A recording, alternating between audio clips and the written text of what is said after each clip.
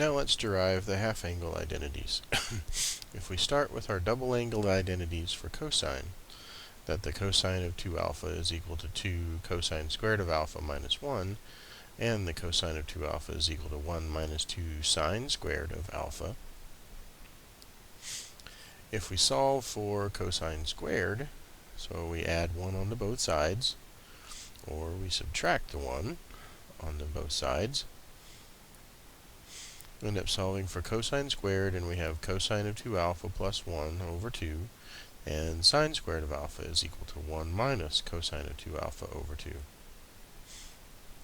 Now we make the substitution, alpha is equal to theta over 2.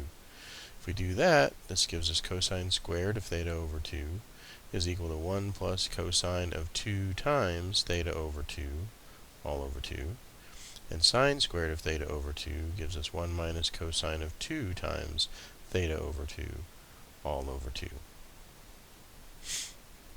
Simplifying the algebra, we end up with our half-angle formulas for cosine and sine, and that cosine squared of theta over 2 is equal to 1 plus cosine theta over 2, and sine squared of theta over 2 is equal to 1 minus cosine of theta over 2. To get the tangent half-angle formula, we have the tangent squared of theta over 2 is equal to sine squared of theta over 2 over cosine squared of theta over 2.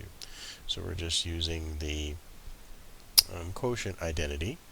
Now, for the formulas that we just derived, for the sine squared of theta over 2, we have 1 minus cosine of theta over 2 on the numerator, and the denominator 1 plus cosine theta over 2. Canceling out the 2's gives us 1 minus cosine of theta over 1 plus cosine of theta. So, our double angle formulas are cosine squared of theta over 2 is equal to 1 plus cosine theta over 2. Sine squared of theta over 2 is 1 minus cosine of theta over 2. And tangent squared of theta over 2 is equal to 1 minus cosine of theta over 1 plus cosine of theta.